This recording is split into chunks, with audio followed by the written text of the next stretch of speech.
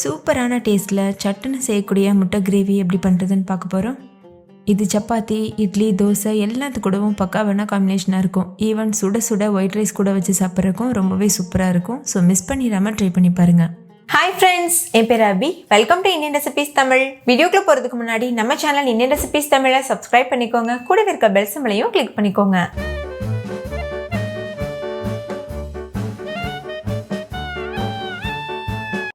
First இந்த recipe பண்ணுறதுக்கு ஒரு மசாலா அரைக்கணும். அதுக்கு 4-5 முந்திரி பருப்பு, ஒரு கைப்பிடி அளவு பூண்டு பற்கள், 2 சின்ன துண்டு இஞ்சி, 2 பச்சை மிளகாய், இதெல்லாம் ஒரு மிக்ஸி ஜாருக்கு மாற்றிக்கோங்க.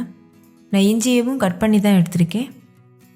இது கூடவே ஒரு கைப்பிடி அளவு கொத்தமல்லி இலை சேர்த்துக்கோங்க. சேர்த்துட்டு கொரப்பாக அரைச்சி எடுத்துக்கோங்க.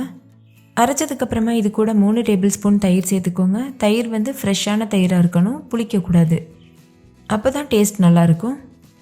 இது கூடவே 2 பெரிய சைஸ் அளவு தக்காளியை 2ஆக கட் பண்ணிவிட்டு சேர்த்துக்கோங்க. சேர்த்துட்டு எந்த அளவுக்கு முடியுமோ அந்தளவுக்கு ஃபைன் பேஸ்ட்டாக அரைச்சி எடுத்துக்கோங்க. தேவைப்பட்டதுன்னா நீங்கள் தண்ணி சேர்த்து கூட அரைச்சிக்கலாம். இப்போ இந்த பேஸ்ட் ஒரு ஓரமாக இருக்கட்டும். அடுத்து ஒரு கடாய் சூடுபடுத்திக்கோங்க. அதில் 4 டேபிள் ஸ்பூன் எண்ணெய் சேர்த்துக்கோங்க. நான் தேங்காய் எண்ணெய் யூஸ் பண்ணியிருக்கேன். நீங்கள் எந்த குக்கிங் ஆயில் வேணாலும் யூஸ் பண்ணிக்கலாம். இது கூட 2 பெரிய சைஸ் வெங்காயத்தை நீள்வாக்கில் அரைஞ்சிட்டு சேர்த்துக்கோங்க. சேர்த்துட்டு இந்த வெங்காயம் நல்லா கிறிஸ்பியாக மொறுமொறுப்பாக வர வரைக்கும் வறுத்துக்கோங்க. அதாவது நல்ல ஒரு ப்ரௌன் கலரில் வரணும், அது வரைக்கும் நம்ம வறுத்துக்கணும். கொஞ்சம் உப்பு சேர்த்து வறுத்துக்கோங்க, அப்போ ஈஸியாக வறுபட்டுரும். இந்த ப்ரௌன் ஆனியன்ஸ் எதுக்காக பண்ணுறோன்னா நம்மளுடைய கிரேவிக்கு நல்ல ஒரு ரிச் டேஸ்ட் கொடுக்கும், அதுக்காக தான் பண்ணுறோம். ஸோ கட்டாயம் இந்த ஸ்டெப்பை மிஸ் பண்ணிடாமல் செஞ்சுக்கோங்க. இப்போ பாருங்கள், ப்ரௌன் கலரில் நல்ல மொறுமொறுப்பாக வறுபட்டு வந்திருக்கு. இதை எண்ணெயிலேருந்து வெளியில் எடுத்து ஒரு மிக்ஸி ஜாருக்கு மாற்றிட்டு தண்ணி சேர்க்காமல் அரைச்சி வச்சுக்கோங்க. இந்த வெங்காயம் கரிஞ்சும் போயிடக்கூடாது. கரிஞ்சு போயிடுச்சுன்னா வாசனை சுத்தமாக நல்லா இருக்காது. அதனால் லோ ஃப்ளேம்லேயே வச்சுட்டு ஜஸ்ட் ஒரு ப்ரௌன் கலர் வர வரைக்கும் மட்டும் வறுத்துட்டு வெளியில் எடுத்துருங்க. இப்போ அரைச்சிட்டு ஒரு ஓரமாக வச்சுக்கலாம். இப்போ நம்ம கிரேவி செய்கிறதுக்கு ஸ்டார்ட் பண்ணிடலாம். அதுக்கு அதே எண்ணெயில் 2-3 கிராம்பு, 3 ஏலக்காய், 2 சின்ன துண்டு பட்டை, 1 டீஸ்பூன் சோம்பு இதெல்லாம் சேர்த்துக்கோங்க. சேர்த்துட்டு தாளிதம் நல்லா பொரிஞ்சக்கப்புறமா இது கூட 2 பெரிய சைஸ் வெங்காயத்தை பொடியாக கட் பண்ணிவிட்டு சேர்த்துக்கோங்க. நம்ம ஏற்கனவே ப்ரௌன் ஆனியன்ஸ் பண்ணுறதுக்கு 2 வெங்காயம் எடுத்துருக்கோம். ஸோ மொத்தமாக நம்ம இந்த ரெசிபிக்கு 4 வெங்காயம் யூஸ் பண்ணுறோம். கூடவே கொஞ்சமாக உப்பு சேர்த்துட்டு இது நல்லா வதக்கிடுங்க. வெங்காயம் நல்லா வதங்கட்டும். வெங்காயம் முழுமையாக வதங்கிருச்சு. இந்த ஸ்டேஜில் நம்ம ஏற்கனவே அரைச்சி வச்சுருக்க பேஸ்ட் இருக்குல்ல, அதை சேர்த்துக்கோங்க. அதாவது இஞ்சி, பூண்டு, தக்காளி இதெல்லாம் சேர்த்து அரைச்சோம்ல, அந்த பேஸ்ட்டு சேர்த்துட்டு இதையும் நல்லா மிக்ஸ் பண்ணிடுங்க. இதோட பச்சை வாசனை போகிற வரைக்கும் நல்லா வதக்கிக்கோங்க. ஏன்னா நம்ம இதை பச்சையாக தான் அரைச்சிருக்கோம். இப்போ பாருங்கள், இது நல்லா வதங்கிருச்சு. கலர் சேஞ்ச் ஆகிட்டு எண்ணெய் பிரிஞ்சு வந்திருக்கு. இந்த ஸ்டேஜில் 2 டீஸ்பூன் அளவுக்கு மிளகாத்தூள் சேர்த்துக்கோங்க. கூடவே 2 டீஸ்பூன் அளவு மல்லித்தூள் சேர்த்துக்கோங்க. 1/4 டீஸ்பூன் மஞ்சள் தூள் சேர்த்துக்கோங்க. சேர்த்துட்டு இதையும் நல்லா மிக்ஸ் பண்ணிடுங்க. மல்லித்தூள், மிளகாத்தூள் எல்லாம் வீட்டில் எப்படி அரைக்கிறதுன்னு நான் ஆல்ரெடி வீடியோ அப்லோட் பண்ணியிருக்கேன். அதோட லிங்க் டிஸ்கிரிப்ஷனில் இருக்குது, வேணால் செக் பண்ணி பாருங்கள், உங்களுக்கு யூஸ்ஃபுல்லாக இருக்கும். நம்ம வீட்டில் அரைச்ச பொடி போட்டு குழம்பு செய்யும்போது அது ஒரு தனி ருசியில் இருக்கும். இப்போ ஒரு நிமிஷத்துக்கு மட்டும் இதை நல்லா வதக்கிக்கோங்க. 1 நிமிஷம் நல்லா வதக்கியாச்சு. இப்போ இது கூட நம்ம ஏற்கனவே வறுத்து அரைச்சி வச்சுருக்கோம்ல ப்ரௌன் ஆனியன்ஸ், அதை சேர்த்துக்கோங்க. சேர்த்துட்டு இதையும் நல்லா மிக்ஸ் பண்ணி விட்டுருங்க. இப்போது கிரேவியை லோ ஃப்ளேமில் வச்சுட்டு இன்னொரு ஸ்டவ்வில் இந்த மாதிரி முட்டையை நம்ம வறுத்துக்க போகிறோம்.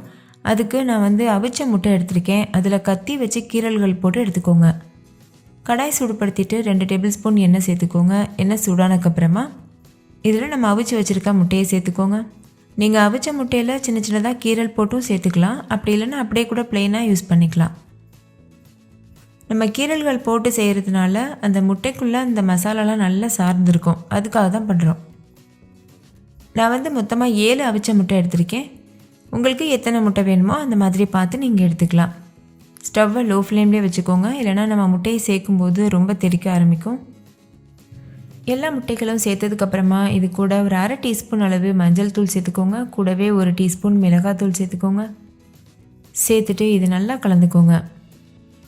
இதை ஒரு நிமிஷத்துக்கு நல்லா இந்த மாதிரியே வறுத்து விட்டுக்கோங்க. நீங்கள் கரண்டி வச்சும் மிக்ஸ் பண்ணலாம், அப்படி இல்லைன்னா இந்த மாதிரி கூட பண்ணிக்கலாம். இதை 1 நிமிஷத்துக்கு இந்த மாதிரி ரோஸ்ட் பண்ணிவிட்டு இதை அப்படியே ஸ்டவ் ஆஃப் பண்ணிவிட்டு ஒரு ஓரமாக வச்சுருங்க.